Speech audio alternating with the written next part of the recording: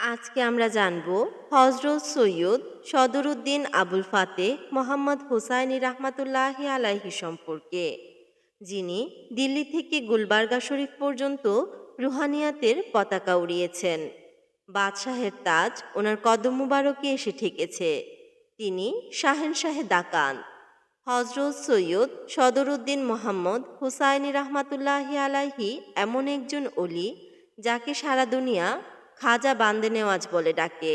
কেননা ওনার দরজা থেকে কেউ খালি হাতে ফেরে না।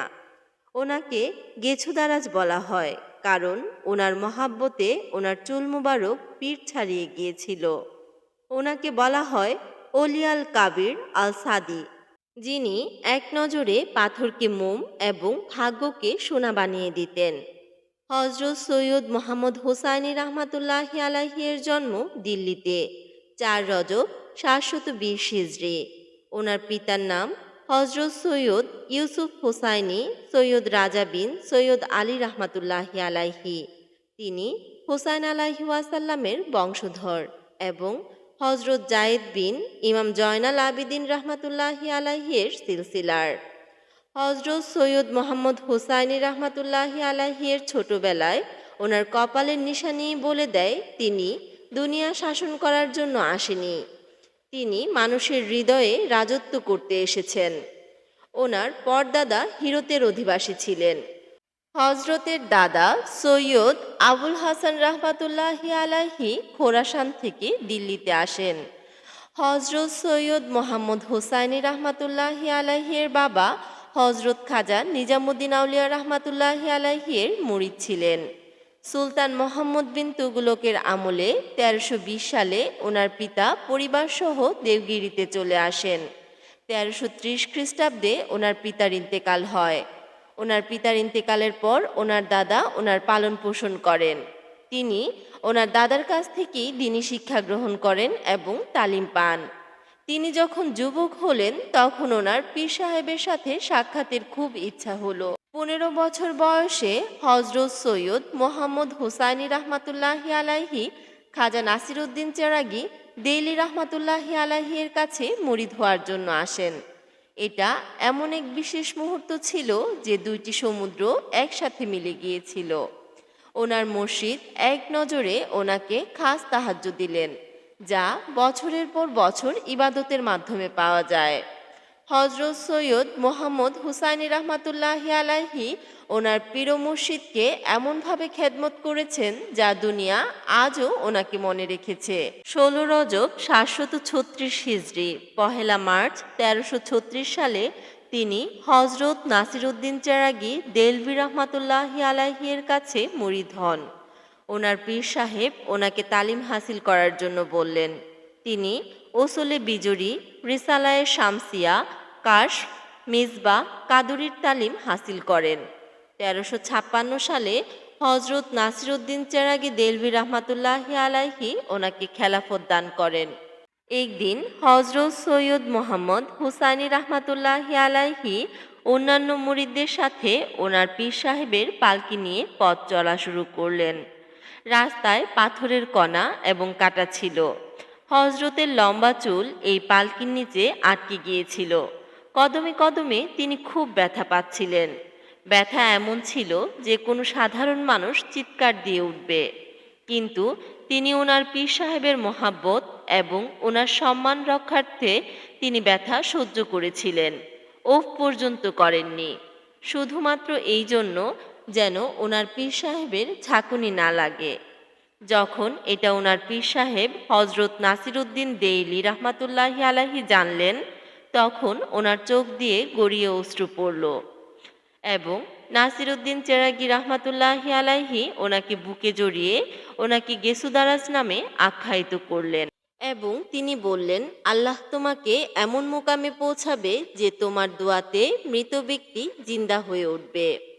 এরপর থেকে তিনি গেছুদারাজ নামে সব জায়গায় সমাদৃত হলেন। 757 হিজরির রমজান মাসে ওনার পীর সাহেব হজরত নাসিরউদ্দিন চেরাগি দেলভি রহমাতুল্লাহি আলাইহি পর্দা গ্রহণ করলে পুরো খানকার দায়িত্ব তিনি একাই সামলান। তিনি ৪৪ বছর এখানে থাকেন এবং মানুষদেরকে তালিম দেন। হজরত গেছুদারাজ রাহমাতুল্লাহি আলাইহি সর্বদা গরিব লোকদের সেবা করতেন এবং তাদেরকে অর্থ সম্পদ দিতেন। হজরত গেছুদারাজ রাহমাতুল্লাহি আলাইহির কাছে খাবার, অর্থ, সম্পদ যাই আসতো না কেন তা তিনি মানুষের মধ্যে দান করে দিতেন। এই জন্য তিনি খাজা বান্দে নেওয়াজ নামে বিখ্যাত হয়েছেন। যখন তৈমুর দিল্লিতে হামলা করেছিল তখন তিনি ওনার পরিবার এবং মুরিদদের নিয়ে গুলবার্গার দিকে রওনা হলেন। সুলতান তাজউদ্দিন ফিরোজ শাহের আমন্ত্রণে ১৩৯৭ সালে গুলবার্গা দরবার শরীফে যান এবং সেখানে খানকা স্থাপন করেন। খাজা বান্দে নেওয়াজ রহমাতুল্লাহি আলাইহি যখন দিল্লি থেকে গুলবার্গার উদ্দেশ্যে রওনা হলেন তখন হাজারো লোক অশ্রুসিক্ত নয়নে ওনার পেছনে পেছনে ছুটতে লাগলেন। সফরের সময় তিনি যখন গোয়ালি এবং চান্দিরি থেকে একটু সামনে আগালেন তখন রাস্তায় এক ঘটনা ঘটল। এক ডাকু তার লস্কর বাহিনী নিয়ে খাজা বান্দে নেওয়াজ রহমাতুল্লাহি আলাইহি এর পথ আটকে ধরল ওনার কাফেলা লুট করার জন্য। যখনই ওই ডাকু খোলা তলোয়ার নিয়ে ওনার সামনে এসে দাঁড়ালো তখনই হজরত খাজা বান্দে নেওয়াজ রহমাতুল্লাহি আলাইহি শুধুমাত্র একবার ডাকুর চোখের দিকে তাকালেন। তখনই ওই ডাকুর হাত থেকে তলোয়ার পড়ে গেল এবং সে পাগলের মতন জমিনে লুটিয়ে পড়ল। তার কাছে এমন মনে হলো যেন তার বুকের ভেতরে আগুন ধরে গেছে। সে চিৎকার দিয়ে হজরত খাজা বান্দে নেওয়াজ রহমাতুল্লাহি আলাইহির কদম মুবারকে লুটিয়ে পড়ল এবং ওনার কাছে মাফ চাইল। খাজা বান্দে নেওয়াজ রহমাতুল্লাহি আলাইহি ওনাকে উঠিয়ে ওনার বুকে জড়িয়ে নিলেন এবং এই ডাকু এক পলকে আল্লাহর অলিতে পরিণত হলেন। যখন হজরত খাজা বান্দে নেওয়াজ রহমাতুল্লাহি আলাইহি গুলবার্গার জমিনে পৌঁছালেন তখন গুলবার্গার সুলতান ফিরোজ শাহ ওনার ফৌজ এবং সৈন্যবাহিনী নিয়ে রাস্তায় দাঁড়িয়েছিলেন। সুলতান দেখলেন এক বুজুর্গ এই শহরে প্রবেশ করছেন, যার চেহারা মোবারকই ছিল নূরের তাজাল্লি এবং জামালি ও জালালি দুই হালই ওনার মধ্যে বিদ্যমান ছিল। যেইমাত্র খাজা বান্দে নেওয়াজ রহমাতুল্লাহি আলাইহি পৌঁছালেন তখনই সুলতান ওনার কদম মুবারকে তার তাজ রেখে দিয়েছিলেন। সুলতানের দরবারে কিছু চালাক লোক ছিল। বেশ কিছুদিন যাওয়ার পর তারা ওনাকে হিংসা করত। ওনার সম্মান বাড়তে দেখে তাদের গায়ে জ্বালা ধরত। তারা সুলতানের কানে নানা কথা লাগাতো। তারা বলতো, এই ফকির তো আপনার হুকুমতের জন্য বিপজ্জনক হয়ে দাঁড়াবে। একদিন সুলতান খাজা বান্দে নেওয়াজ রহমাতুল্লাহি আলাইহিকে পরীক্ষা করার জন্য এমন একটা দাওয়াত রাখলেন যেখানে সব খাবারে বিষ মিশিয়ে দেয়া হয়েছিল। সুলতান এটাই দেখতে চেয়েছিল ওনার মধ্যে কি আধ্যাত্মিকতার ইলম আছে কিনা। যখন এই বিষ মেশানো খাবার হজরত খাজা বান্দে নেওয়াজ রহমাতুল্লাহি আলাইহি এর সামনে দেয়া হলো তখন তিনি সুলতানের দিকে তাকিয়ে মুচকি হাসলেন এবং বিসমিল্লাহ বলে খাবার শুরু করলেন। তিনি সব খাবার খেয়ে শেষ করলেন। এইটা দেখে সুলতান ভয়ে কাঁপতে লাগলো যে এখনই ওনার মৃত্যু হবে। কিন্তু বিস্ময়কর বিষয় এই যে হজরত খাজা বান্দে নেওয়াজ রহমাতুল্লাহি আলাইহির কিছুই হয়নি, বরং ওনার চেহারা মোবারকের নূর আরও বেড়ে গেল। এইটা দেখে সুলতান তার ভুল বুঝতে পেরে ওনার কদম মুবারকে এসে ক্ষমা চাইলেন। হজরত খাজা বান্দে নেওয়াজ রহমাতুল্লাহি আলাইহি যেখানে খানকা স্থাপন করেছিলেন সেইখানে পানির কোনো নাম নিশানা ছিল না। লোকজন পানির পিপাসায় কাতর হয়ে যাচ্ছিল। হজরত খাজা বান্দে নেওয়াজ রহমাতুল্লাহি আলাইহি ওনার লাঠি মুবারক জমিনের মধ্যে রাখলেন এবং আল্লাহর নিকট দোয়া করলেন। দেখতে দেখতে এই পাথরের মতন জমিন থেকে মিঠা পানির ফোয়ারা প্রবাহিত হতে লাগলো এবং সেই পানির ফোয়ারা এত বছর পরেও সেখানে বহমান, যা আজও লক্ষ লক্ষ মানুষের পানির পিপাসা মিটাচ্ছে। হজরত খাজা বান্দে নেওয়াজ রহমাতুল্লাহি আলাইহির এইসব কেরামতি দেখে সুলতান ফিরোজ শাহের জ্বলন শুরু হয়ে গেল। সুলতানের মনে হতে লাগলো এখন গুলবার্গায় সুলতানের হুকুমের চেয়ে মানুষের কাছে খাজা বান্দে নেওয়াজ রহমাতুল্লাহি আলাইহির কদম মুবারকের ধুলার গুরুত্ব খুব বেশি। একদিন সুলতান খাজা বান্দে নেওয়াজ রাহমাতুল্লাহি আলাইহিকে দরবারে ডেকে নিয়ে বললেন অন্যত্র চলে যাওয়ার জন্য। হজরত খাজা বান্দে নেওয়াজ রাহমাতুল্লাহি আলাইহি সুলতানকে খুব নরম সুরে উত্তর দিলেন, এই জমিন আল্লাহ পাকের, আর অলিগণ সেখানেই থাকেন যেখানে আল্লাহ তাআলা ওনাদেরকে থাকতে বলে। এইটা বলে হজরত খাজা বান্দে নেওয়াজ রাহমাতুল্লাহি আলাইহি ওনার খানকা ছেড়ে এক পাথরওয়ালা খালি শুনশান জায়গায় চলে গেলেন। তখন সুলতানের মনে হলো মানুষজনও ওনাকে ভুলে যাবে। সুলতান এটা জানতো না যে অলিগণ যেখানে কদম রাখেন সেইখানে আল্লাহ তাআলা কুদরতিভাবে মেহফিল সাজিয়ে দেন।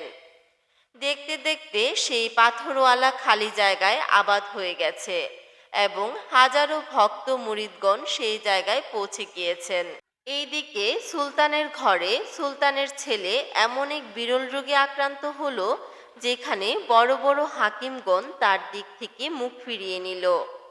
শাহজাদা তখন মৃত্যুর পথযাত্রী। তখন সুলতানের স্ত্রী বলল, যদি কেউ আমার ছেলেকে বাঁচাতে পারে সে হবে দিল্লির সেই ফকির হজরত গেসুদারাস রাহমাতুল্লাহি আলাইহি, যাকে আপনি শহর থেকে বিতাড়িত করেছেন। সুলতান তার অহংকার ত্যাগ করে খালি পায়ে হজরত সৈয়দ গেসুদারাস রাহমাতুল্লাহি আলাইহির দরবারে পৌঁছালেন। অশ্রুসিক্ত নয়নে ওনার তাজ হজরত গেসুদারাস রাহমাতুল্লাহি আলাইহির কদম মুবারকে রাখলেন এবং ওনার সন্তানের জন্য জীবন ভিক্ষা চাইলেন। হজরত খাজা বান্দে নেওয়াজ রাহমাতুল্লাহি আলাইহির অন্তর খুবই নরম ছিল। সুলতানকে এভাবে কাঁদতে দেখে তিনি আল্লাহর নিকট হাত উঠালেন। হজরত খাজা বান্দে নেওয়াজ রাহমাতুল্লাহি আলাইহির দোয়া শেষ হওয়ার আগেই সুলতানের ছেলে বিছানা থেকে উঠে বসল এবং পুরোপুরি সুস্থ হয়ে গেল। এইটা দেখে পুরো শহরে গুঞ্জন শুরু হলো। সুলতান বুঝতে পারল বাদশাহের বাদশাহী ফকিরদের দোয়ার নিচে থাকে। সুলতান হজরত গেসুদারাজ রাহমাতুল্লাহি আলাইহির নিকট মাফ চাইলেন এবং গেসুদারাজ রাহমাতুল্লাহি আলাইহির মুরিদ হয়ে গেলেন। একবার হজরত খাজা বান্দে নেওয়াজ রাহমাতুল্লাহি আলাইহি মাওলানা আলাউদ্দিন গাওয়ালির বাড়ি গেলেন। তখন ওনার ভাই মাওলানা শামসুদ্দিন খুবই অসুস্থ ছিলেন। মাওলানা সাহেব হজরত খাজা বান্দে নেওয়াজ রাহমাতুল্লাহি আলাইহিকে ওনার ভাইয়ের জন্য দোয়া করতে বললেন। খাজা বান্দে নেওয়াজ রাহমাতুল্লাহি আলাইহি ওনাকে পরের দিন ওনার খানকায় যেতে বললেন। মাওলানা সাহেব পরের দিন গেলেন, কিন্তু খাজা বান্দে নেওয়াজ রাহমাতুল্লাহি আলাইহি বললেন, আমি তোমার ভাইয়ের জন্য দোয়া করেছি, কিন্তু তোমার ভাই মাত্র 10 দিন বাঁচবে। মাওলানা সাহেব ওনার কাছে আরজ করলেন, তাহলে আপনি দোয়া করুন আমার ভাই যেন দুনিয়া থেকে ঈমানের সাথে যায়। হজরত খাজা বান্দে নেওয়াজ রাহমাতুল্লাহি আলাইহি বললেন, আমি দোয়া করেছি। 10 দিন পর এক রাতে মাওলানা সাহেবের ভাই ইন্তেকাল করলেন।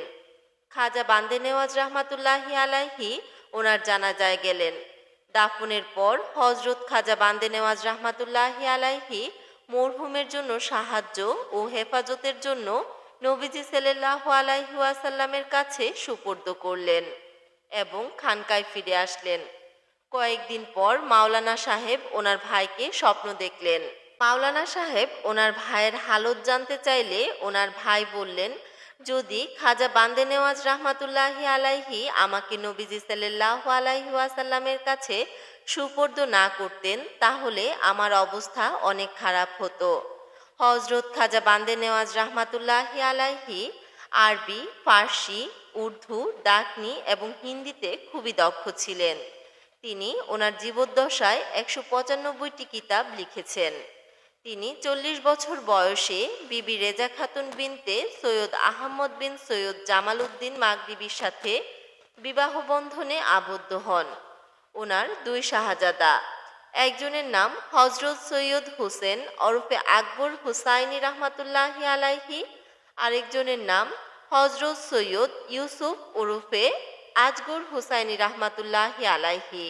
হজরত খাজা বান্দে নেওয়াজ রহমাতুল্লাহি আলাইহির 3 শাহজাদি, ওনাদের নাম বিবি ফাতেমা, বিবি বাতুল, বিবি উম্মে দিন।